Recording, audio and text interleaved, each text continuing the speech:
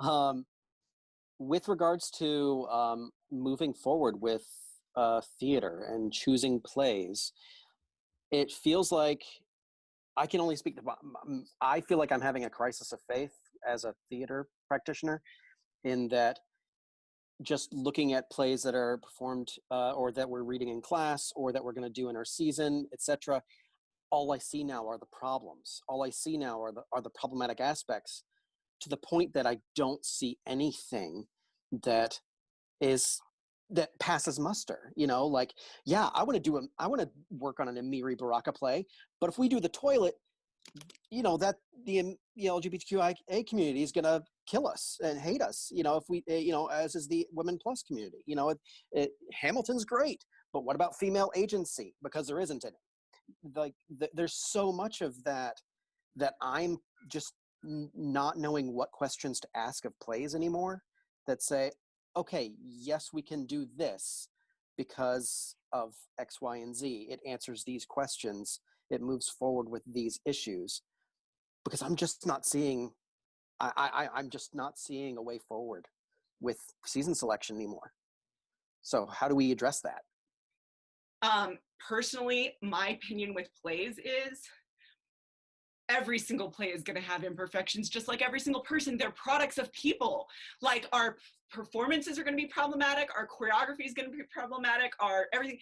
Sure, Hamilton's problematic. Should we cancel Hamilton? In my opinion, no. Now, I'm really interested in hearing what Amara thinks about that. Like, I'm sorry she didn't get to go off, because I am very interested. And I think Lynn is very interested in hearing what other people think about that too.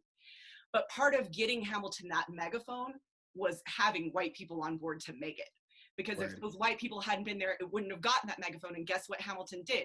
It employed a shit ton of Latinos and Blacks and Asians and everything else ongoingly. Like, that is not, you can't erase that from Hamilton just because there's other problems with it. And so to me, it becomes not a question of like, how can I like any plays, although I fully feel you, because same thing. But I'm also like, just do it imperfectly. Do it imperfectly, and then talk about it imperfectly, and listen to people. Like, I directed a show of people of color. Do I have their experience? No. Like, did I do a great job of that in many ways? Probably no. But like, my point is to, like, when I bring them in the room, to say like, I value the way that you are. Like, I'm not going to say to Julian, this is what Iago would be like. Like, your blackness to this character means this. Like, that's not for me to say. So if I'm not having Julian in the room in the first place, then how can I represent blackness, whatever that is?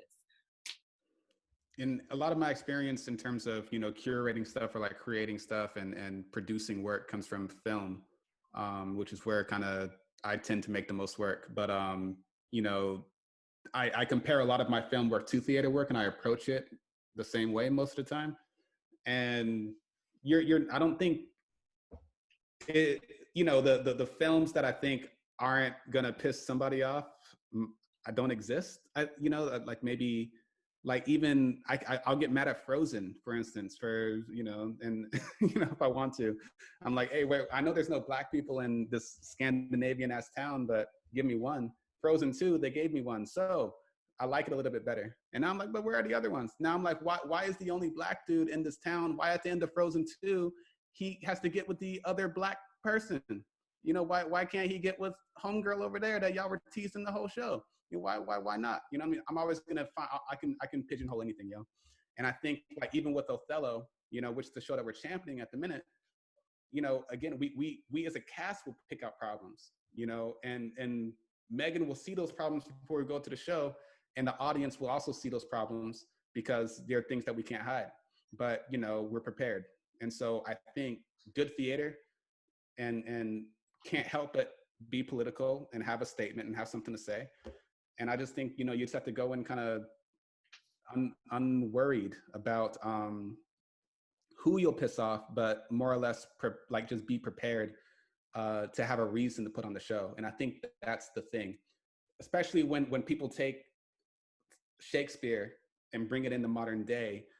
There's only been a few times where I thought it actually worked, especially in like the Borderlands and Cruces El Paso. I dread Shakespeare shows, like unabridged, because people are just doing Shakespeare for the sake of doing Shakespeare. And as a result, it ends up not working because these things don't translate. You know, so why is this show existing at this moment right now? And what are you doing to the show to make it make sense and be relevant? And I think it's totally fine to pander to an extent to current themes, to current ideas, to current political situations, to current feelings, because that's what's going to make people excited about you know, these productions, because it also means, hey, I'm listening, but you have to do it in a way that doesn't feel exploitive or exploitative, you know. But I think it's a genuine fear that you have, but I think it's also unavoidable when it comes to making like really good work, from the filmmaking front to the theatrical front. And I think you actually have more room in theater to get crazy, you know.